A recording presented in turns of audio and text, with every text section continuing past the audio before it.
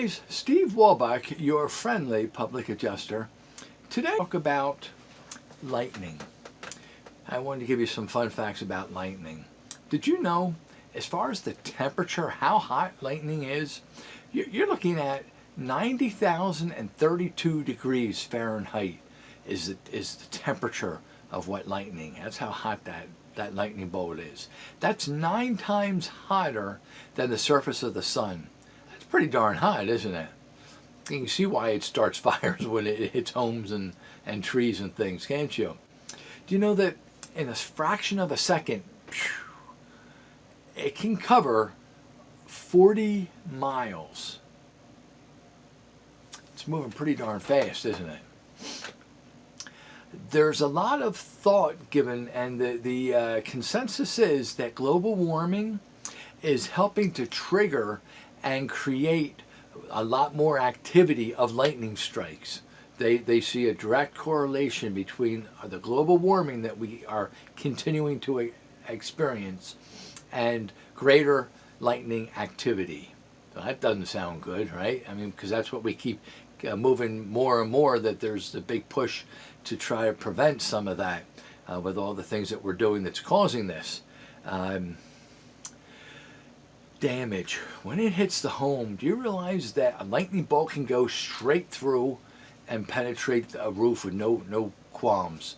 Just, it can split a tree in half. It can hit a tree and what we call debark it, which you'll see just all the bark just dropped right off. It may be hanging at the base of the tree, like, you know, sort of not wrinkled up, but you know how it's. I mean, it's almost like if you were to pull pants down and it's just around at the ankles. Well, here's the bark that comes down, and you have it laying at the base of the tree. And once that's happened, that tree's going to die. Will die, which means that will be covered under your policy. Now, some policies will pay up to $500 per tree to have that cut up and removed, and sometimes you'll actually get a little bit more for what they call debris removal. I'm not going to say a certain dollar value, but sometimes that comes into play as well. There are some policies that they'll still limit it to just 2 trees on a lightning strike. Some of them go considerably higher than that. But typically policies will have somewhere in upwards 5. Some of them have actually gone up to $700 per tree that they would pay to have that cut, and you know, when it's fallen. When lightning strikes and hits the electrical system, which happens so often, do you realize that computers are 35% of all the damage that's caused by lightning in that home during that strike? That's a lot of money, isn't it? These are just some of the fun facts I wanted to give you there. As I say, with the computers, that's a high percentage. So, guys, that's what I wanted to share with you about lightning strikes. This is something where you can't prevent it. You just have to be careful, and that when you do get a lightning strike, it's very important that you take it seriously and check out. Sometimes you have to check all your electrical devices. You look for some of the common indicators to show that there's a good possibility something may have suffered damage electrically or electronically. And that is, look at your service entrance cable. Look at the meter socket. Look at your panel board.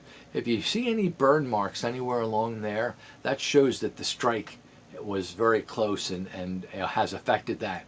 And that could have taken out a lot of different things. Just a little diode, a little crystal inside of a motherboard, a printed circuit board. You don't replace those individual things. It's part of that circuit board. If that's bad, that whole board has to come out. That board could be $500, could be $700.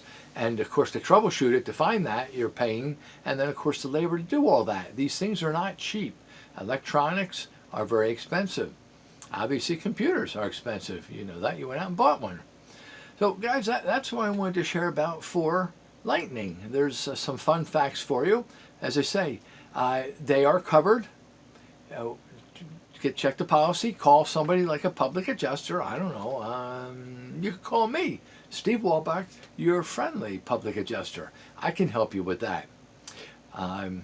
We'll do everything we can to make sure that we get everything checked. We test all the electronics, and the insurance company will pay for that. That's something that we follow and pursue and make sure it happens that way, to make sure that anything that will still stay in place and not be replaced is fully operational and functional. Guys, I hope you found that informative. I hope that you've learned something. Would you please give me a thumbs up on that one? I certainly could use that. Would you share this with others? Perhaps you know someone that just had endured a lightning strike on their property and lost a few trees, or it hit their house and they had a small little attic fire or something. Let them know about me. Maybe we can help them out somewhere. And of course, would you subscribe to my page, my channel? Thank you very much for listening. Guys, have a wonderful day, and God bless you.